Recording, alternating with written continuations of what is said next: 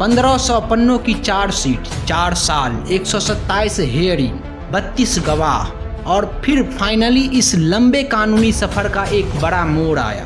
भारतीय कुश्ती संघ WFI के पूर्व अध्यक्ष और भाजपा के नेता बृजभूषण सिंह को दिल्ली की राउज एवेन्यू कोर्ट ने महिला पहलवानों की यौन शोषण आरोप के मामले में बरी कर दिया है और इनके साथ ही बरी किए हैं WFI के पूर्व सचिव विनोद तोमर को। ये सिर्फ एक कोर्ट का फैसला नहीं है, ये उस आंदोलन की कहानी है जो पहली बार 2023 में जंतर मंतर पर पूरे देश का ध्यान अपने ओर अट्रैक्ट किया था। ये पीड़ा है उस खिलाड़ी की जो देश के लिए गोल्ड मेडल लेके आती है फिर भी उसे जंतर मंतर पर घसीटा जाता है। ये हार उस आत्मविश्वास का है जो दुनिया भर में सम्मानित अपने गोल्ड मेडल को हरिद्वार में गंगा में विसर्जित करने चली गई थी। आरोप प्रत्यारोप से इस मामले की शुरुआत होती है, फिर धरना प्रदर्शन होता है, बाद में कानूनी प्रक्रिया आगे बढ़ती है और फिर 4 साल बाद अब दिल्ली की राउज एवेन्यू कोर्ट ने बृजभूषण सिंह और विनोद तोमर दोनों को क्लीन चिट दे देता है।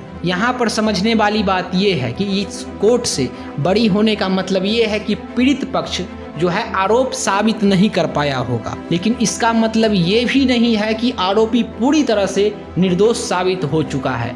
अभी भी महिला पहलवानों के पास 60 दिन का वक्त है, वो हाई कोर्ट और सुप्रीम कोर्ट तक का दरवाजा खटखटा सकती है अपने नए सबूत और गवाह के साथ। इस पूरे विवाद का शुरुआत होता है जनवरी 2023 से। 18 जनवरी को जंतर मंतर पर विनेश फोगाट, साक्षी मलिक और बजरंग पुनिया के समेत कई पहलवान धरना प्रदर्शन करते हैं और धरने का कारण था WFI के उस समय के तत्कालिक अध्यक्ष बृजभूषण सिंह, जो उस समय सांसद भी थे। उन पे आरोप था उन्होंने महिला पहलवानों की यौन उत्पीड़न किया। इस मामले में 6 महिला पहलवानों ने शिकायत दर्ज कराई, जिसमें एक नाबालिग भी थी और ये नाबालिग वाला मामला पूरे केस को मजबूत बनाता था। हालांकि बाद में उसके परिवार ने उसका नाम वापस ले लिया, अपना केस भी वापस ले लिया, जिससे केस लगभग समझिए कि थोड़ा सा खोखला पड़ रहा था। फिर 20 जनवरी को पहलवानों ने भारतीय ओलंपिक संघ को अपना शिकायत सौंपा।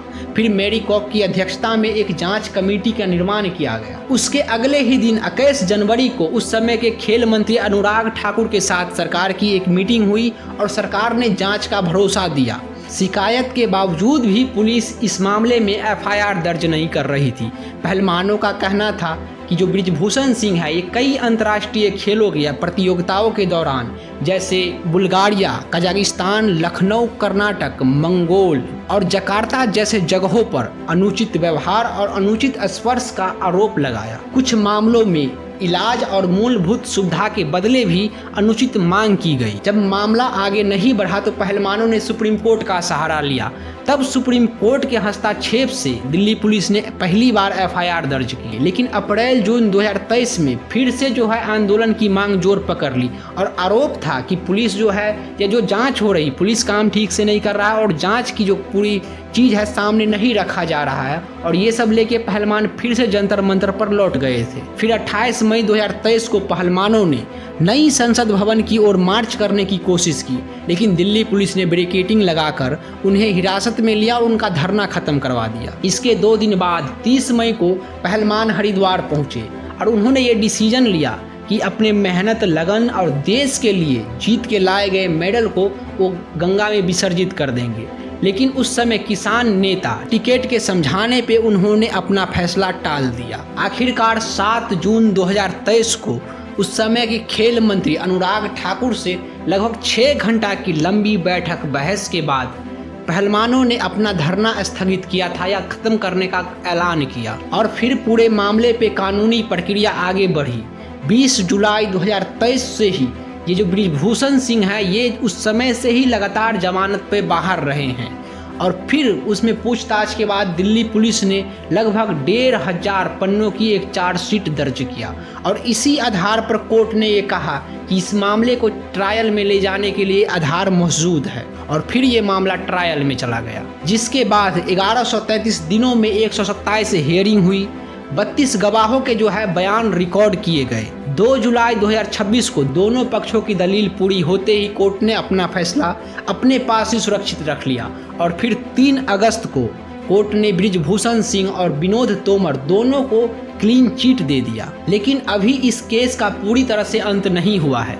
अभी भी पीड़ित पहलवान के पास हाई कोर्ट में जाने का रास्ता खुला हुआ है। बृजभूषण सिंह का ये मामला भारतीय खेल इतिहास का सबसे चर्चित या विवादित घटनाओं में से एक बन चुका है, जिसने न सिर्फ कुश्ती बल्कि पूरे देश में महिला खिलाड़ियों की सुरक्षा और खेल संघ में जवाब पर बड़ी बहस खड़ी कर दी है। हालांकि फिलहाल राउज एवेन्यू कोर्ट का ये फैसला बृजभूषण सिंह और विनोद तोमर दोनों को राहत दे रहा है, लेकिन पूरा देश ये एक्सपेक्ट कर रहा है कि इस कानूनी लड़ाई का अगला अध्याय हाई कोर्ट में लिखा जा सकता है, क्योंकि सामने से भी इसी प्रकार की प्रतिक्रिया सामने आ रही है। जो पीड़ित खिलाड़ी है वो कोर्ट के इस फैसले से संतुष्ट नहीं दिख रहे हैं। लेकिन इस पूरे मामला पे आपका क्या विचार है, हम कमेंट बॉक्स में जानना जरूर चाहेंगे।